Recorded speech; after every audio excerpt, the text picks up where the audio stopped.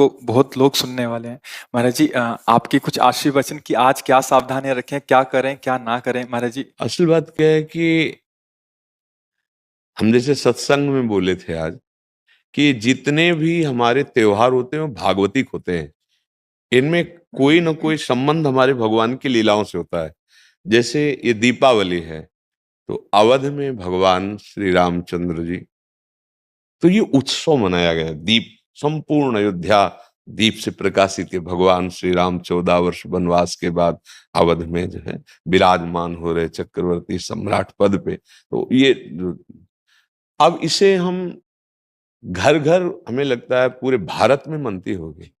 सद्भावना तो है, पर हमको ये समझना पड़ेगा कि जैसे हम दीपावली उत्सव में जुआ आदि खेलने लगते हैं, लोग नहीं खेलने लगते कि भाई साल भर तो हम नहीं खेलते, पर दीपावली को तो खेलें। क्यों भाई? कहाँ लिखा हुआ है कि आप दीपावली को वो अपराध करें जिसमें कलयुग का वास रहता है, जिसमें बड़े बड़े धर्मात्माओं की भारी भारी विपत्तियां आई। धर्मराज युधिष्ठिर, महाराज नल, दमयंती, बड़े बड़े पावन चरित्र हैं महापुरुषों के। क्यों? द्यूत कीड़ा में कलयुग का निवास है। कलयुग शराब पीना, मांस खाना, पर स्त्री गमन करना, स्वर्ण चोरी करना, द्यूत कीड़ा करना। द्यूत माने जुआ खेलना। तो जैसे दीपावली को, ज्यादा तो हमें ज्ञान नहीं, पर गांव में हमने देखा था कि जो लोग नहीं खेलते थे वो भी खेलते थे। आज हम दांव लगाए। महाराज जी, एक विशेष पर्व पे आपने किसी को बोला था कि आज ये ऐसा पर्व है, आज से दृढ़ निश्चय करो कि आज से मैं ये व्यसन छोड़ दूंगा। तो महाराज जी, आज बहुत सारे नए युवक भी आपसे जुड़े हैं महाराज जी। तो महाराज जी, आपकी तरफ से उनके लिए क्योंकि उनको एक दृढ़ता चाहिए कि कोई तो एक बोले हमें कि आज से व्यसन नहीं करूंगा हाँ, मैं। हम तो प्राय हर एकांतिक के समापन में सबसे कहते हैं, ए भैया तुम आए हो, आज से तुम गलत आचरण न करो, शराब न पियो, माताओं बहनों की तरफ पाप दृष्टि से मत देखो।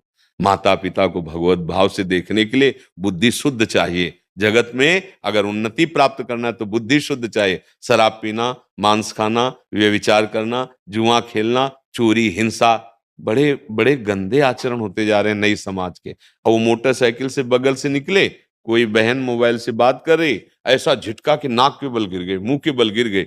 कितने का मोबाइल? जंजीर सोने की चैन कितने को की? 40,000, 50,000। पकड़ा, राक्षसी बुद्धि से खींचा, और वो तो मोटरसाइकिल में बैठा, ऐसा खींचा वो कई तरह गिरती ये क्या हो गया? बुद्धि भ्रष्ट हो गई। हमें लगता है कि अगर हमारी बात आपके कान तक पहुंचे, जो तुम्हारी दुर्गति कराने वाली बात है, अगर इसको छोड़ दो तो हमें सुख मिलेगा कि हमारा भारत देश का समाज एक धार्मिक समाज, एक शांति प्रिय समाज और स्वयं परमानंद में डूबने वाला बन जाए।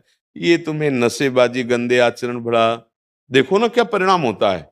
मान लो 2-4 बार नहीं पकड़े गए आप, लेकिन जब पकड़े जाओगे तब तब ऐसी पिटाई होगी यहाँ, और आजीवन का। अगर छूट भी गए तो यहां से तुम भले छूट जाओ किसी प्रमाण देकर, लेकिन एक और न्यायालय है जहां राय पाई की चूक नहीं होती, कोई घूस नहीं चलती, वहां के न्यायालय से डरो पक्का।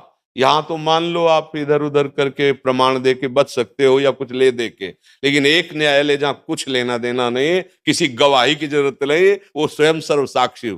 तो पाप कर्म का त्याग, गंदे व्यसन, गंदे आहार का त्याग, यही भारी उत्सव हो जाएगा। यही हम भेंट मांगते हैं जब कोई एकांतिक में कभी भाव आता है, तो ये कहते हैं आप सब ये गंदे आचरण यहाँ छोड़ जाओ, धाम है भगवान का। और जो मान लो ठीक कहा कि दिवाली का पर्व है, तो कुछ न कुछ लेन देन भेंट होती है ना। भाई कोई परिजन आए, उनके खवाया खवाया पियाया कुछ, तो हमारी प्रियता यही है कि तुम सुखी रहो, तुम स्वस्थ रहो, तुम मुस्कुराओ, तुम आनंदित हो। कैसे? अच्छे आचरणों से, भगवान नाम जप से। अगर बुरे आचरण करोगे तो भाई तुम्हें रुपया शांति नहीं दे सकता। देखो, कोई वो चूक ना कर देना जो घर में, गांव में और समाज में आप ऐसे उठा के ना देख पावे। मात्र कुछ चंद रुपए के कारण जब हमारी बात बिगड़ जाती है, तो हमारी पदवी और समाज की प्रियता सब नष्ट हो। एक गलती ने पूरा मिटिया मेट कर दिया। कोई अधिकारी जी थे, तो उन्होंने मात्र 10,000 रुपए की वो प्रियता में, और उनको उन्हीं के अधिकारी जन जो क्राइम विभाग कहते हैं, वो उनको ऐसे बुरी तरह पकड़ के ले जा रहे थे। तब मुझे किसी के दबाव और प्रलोभन में आकर कभी वो मत करना कि एक न्याय और विभाग है, वहां तुम्हें कटघरे में खड़ा किया जाए। क्योंकि सबका न्यायाधीश श्री कृष्ण है। वो जब न्याय करता है तो वहां किसी गवाही की जरूरत नहीं रहती। आपका पद, आपकी जो योग्यता, वो हमारे समाज के मंगल के लिए। आप नमक रोटी खाओ, भले आप कष्ट से जियो, लेकिन आप आंख झुकाने वाले नहीं बनो। आंख में आंख डाल के बात करने की क्षमता रहे और अपने पद के द्वारा अधर्म को दंड देने की क्षमता रहे। अगर आप गलती कर दिए तो पढ़ाई लिखाई, माता पिता, समाज, इससे आप आंख नहीं मिला पाएंगे, सब व्यर्थ हो जाएगा। ये क्यों व्यर्थ हो जाता है? जब हमें ये बात समझ में आती कि धन में सुख है, बुद्धि भ्रष्ट हो गई, पतित हो गई बुद्धि। नहीं, धन में सुख नहीं, धर्म में सुख है। आप देखो ना, बहुत आप अधर्म पूर्वक धन ले तो आप देखो आपका परिवार बिखर जाएगा, अशांति पैदा हो जाएगी। ऐसी संतानें पैदा होंगी जो आपको हर समय देखकर जलाती रहेंगी। पक्का विश्वास मानना, अधर्म के धन से कभी सुख शांति नहीं मिलती। और ये अधर्म तभी होता है जब हमारी बुद्धि खराब हो, और बुद्धि खराब तभी होती है जब ये 6 बातें होती है। पक्का समझ लेना, शराब पीना, मांस खाना, पर स्त्री से या पर पुरुष से व्यभिचार करना, और हिंसा करना, और चोरी करना, द्युत कीड़ा आदि चोरी करना, जैसे ये चोरी ही मानी जाती है। अधिकार के विपरीत आचरण करना चोरी ही मानी जाती है। ये जब होगा तो कलयुग बैठ जाएगा, कलयुग को ये स्थान दिए, और कलयुग जब बैठ जाएगा तब दुर्दशा करा देगा। एक बड़े धर्मात्मा महापुरुष की बुद्धि में बैठ गया कलयुग। वो मुकुट लगाने के कारण जरासंध का, तो एक ऋषि के गले में मरा हुआ सर्प डाल दिया और कारण बन गया मृत्यु का। 7 दिन में तक्षक काटेगा, ऐसा संगी ऋषि ने शाप दे दिया। इसलिए बहुत सावधान। हाँ, हमारे पास भगवान की कृपा से जो आपका आना हुआ है, आप नशा रहित, आप गंदे आचरण रहित एक अच्छे मानव बने, तब आप में देवता बनने की सामर्थ्य आवे, दैवी संपदा आवे। फिर आप चाहो तो नारायण बन सकते हो। सोनागाछी एशिया का सबसे बड़ा रेड लाइट एरिया है। वहाँ पे 5 साल की, 8 साल की इतनी मासूम बन सकते हो। जब नारायण नर बन सकता है तो सीढ़ी हुई ना, तो आप इसी से चढ़ सकते हो। नर नारायण बन सकता है क्योंकि हम उसी के अंश हैं। तो इसलिए सत्संग का लाभ ले और व्यसनों को त्याग दे।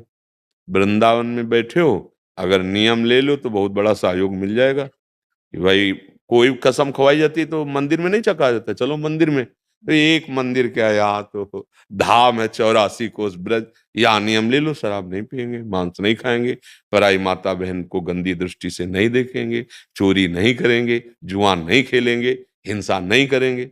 ले लो अंदर से।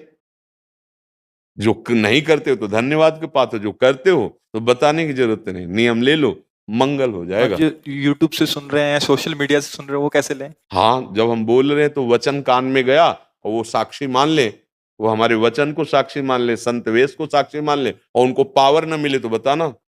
जो दवाइयों से तुम नशा नहीं छोड़ सकते, बात मान लेना, वो पावर आपको अपने आप पहुंच जाएगा। जैसे पिछले में कोई बोला जी था महाराज जी। कि हम अपने परिवार के मांस मछली ये सब छोड़ दिया हाँ खाना, महाराज जी, पिछले बैच में महाराज जी। पिछले बैच हाँ, में बोला कनाडा था। से आए। हाँ, क्या हम कभी मिले हैं?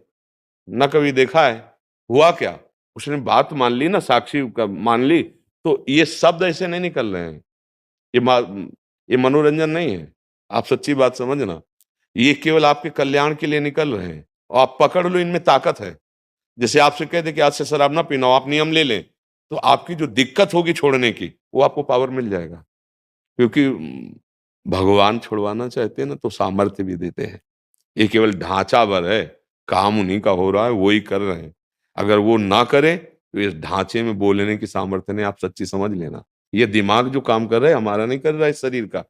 हाँ, ये श्री कृष्ण का कर रहा है, ध्यान रखना। वो तो अपार सामर्थ्यशाली है। हाँ, वो शराब मत पीना, तो मत पियो, आप देखो आप में सामर्थ्य आ जाएगी। आप ये वचन पकड़े रहना, जहां भी होगे वहीं श्री कृष्ण है। जहां भी हो, कोई कण और कोई क्षण ऐसा नहीं जो श्री कृष्ण से अलग हो। हर समय तुम्हारे साथ हैं, वो तुम्हें पावर दें। अच्छे आचरण करो, नाम जप करो।